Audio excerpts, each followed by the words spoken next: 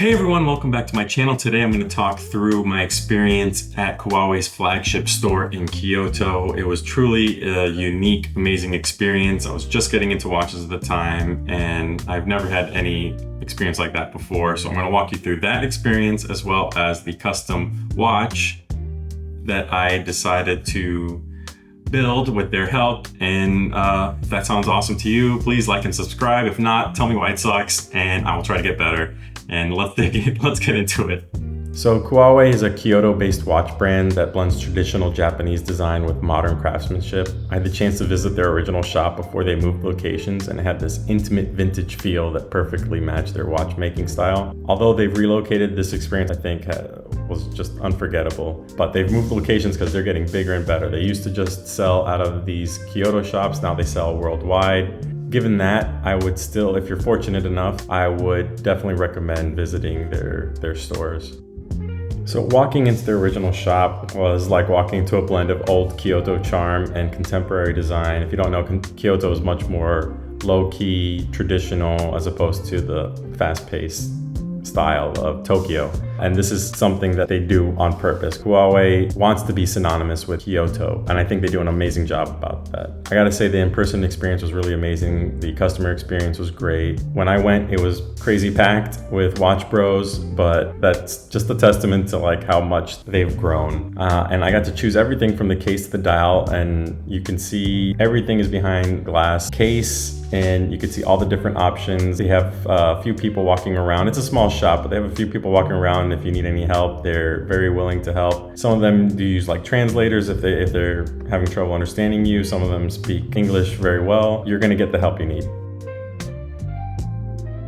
All right, so let's actually get into which watch I chose. I went with the Old Smith 90-002.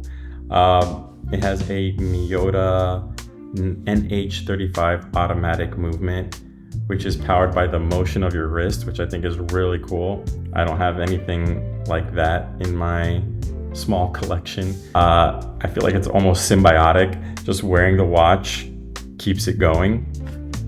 And if you haven't worn it in a while, you gotta manually turn the crown 30 times, and that gives you a full day's worth of power. What you do is twist the crown down, that opens it up, then that's all. You'll feel it kind of push out, and then you just crank it 30 times. And if you're looking to change the time, then you pop that one more, you'll feel it click, and then you can turn it. That's actually not even the time right now. So y'all know there's not many different ways to change the time on a watch. You get it. And I also went with this bronze case because I didn't have bronze in my arsenal. There's a 38 millimeter.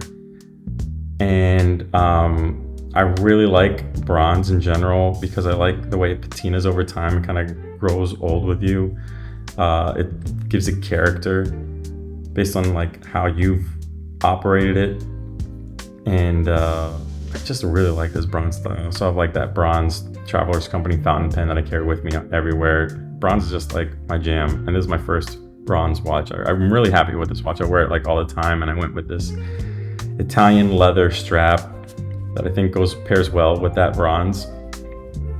And they helped me all throughout the way. They made sure a few times that if I knew that it was a automatic movement, that I would have to crank it. She's like, "Are you sure?" Like, I guess people make that mistake. Like, I went in there purposefully wanting to get something different, and yeah, I just really can't say enough about the customer experience I had there. And also has a 42-hour power reserve. So if you crank it as much as you can, the most it'll do is 42 hours. So that's fine. Like I do this every time I wear it. I'm gonna crank it and put the time on. So not really a big deal for me. But yeah, I'm a big fan of this watch, and I wanted to also share the box it came with. It came in, they packed it up after I chose. So it's got this black sleeve. It's very minimalistic, and this is like paper. This is like cardboard, very, very simple. Came with this tag, Kuoe Kyoto, assembled by Kuoe. Got this foam insert, some instructions, some fiber cloth. I don't even remember what's in this. Just instructions. Yep. Caution with magnetization and a warranty card. Says when I bought it, so May 22nd. 1-year warranty. So, and it's got the email info. So the point is that it feels very luxury-like, but I think this was like $600 with the conversion rate. And this year it's been pretty good to go to Japan with that conversion rate. There's the Kuoe Kyoto logo. Your money's more going into the craftsmanship of the watch rather than the brand and the accessories and the boxing, which I can appreciate. Overall, it was really an awesome experience. And if you're so inclined, if you have the means, I definitely recommend visiting their shop if you're in Japan. It's not a long trip.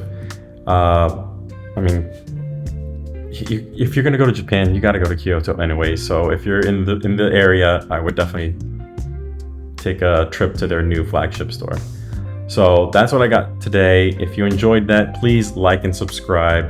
It really keeps me going. Please let me know if you like this kind of content, and I'll see you guys next time. Remember, I have weekly videos.